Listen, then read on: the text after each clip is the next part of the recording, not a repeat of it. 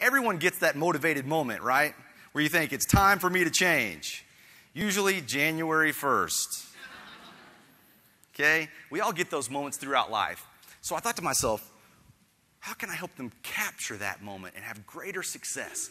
So I called the person who I could think of that was the world's foremost expert on motivated people.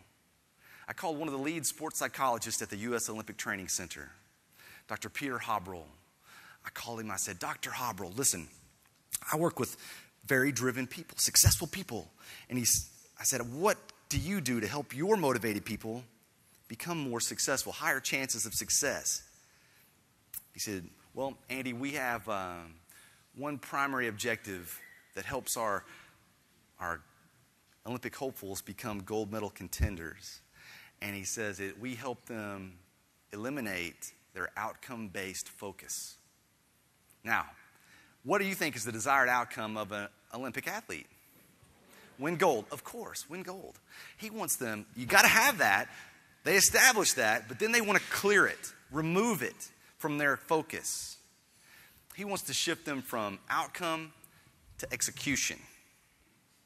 Because an execution-based focus, well, here's the example he told me. He says, Andy, do you remember back when Michael Jordan was still playing for the Chicago Bulls? They were playing the Utah Jazz, Karl Malone, in the semifinals. Last game of the series, last 20 seconds of the game, the Jazz are up by 2.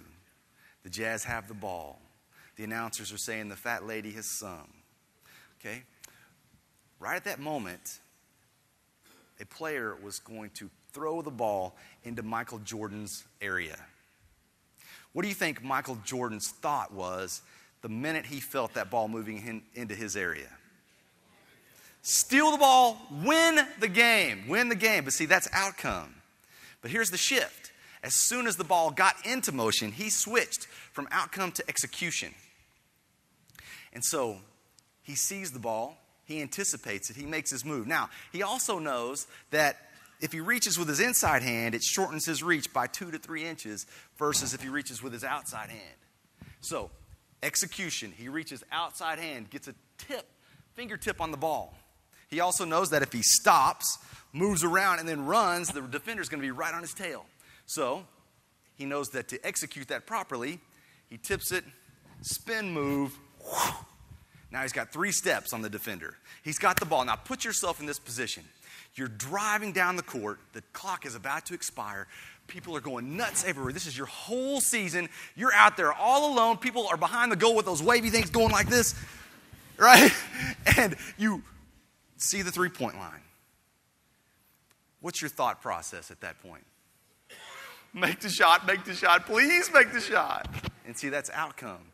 And that's a stress-inducing, performance-inhibiting mindset. So what Michael Jordan does is he looks for his spot. He knows that a 3-step drop is the most effective, highest percentage of success. 1, 2. He knows to release the ball at the top of the arc, to keep his eyes 2 inches above the rim until the ball goes in. Whew. Now, if you remember that moment, you also remember that he didn't keep his eyes 2 inches above the rim. You remember that he went this.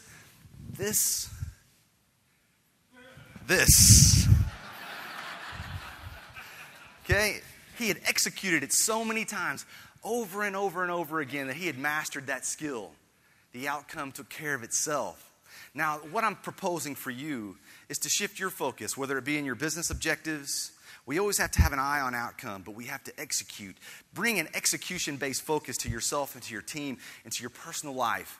Execution-based focus is amazingly powerful. I know it may seem like common sense, but let me give you the golden lining on this. Dr. Habril said, Andy, listen.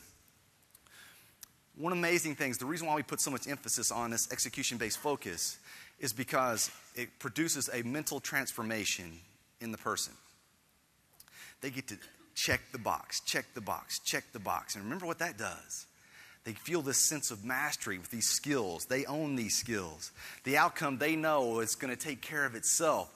And he says, here's the cool thing, Andy, is they learn to love to work.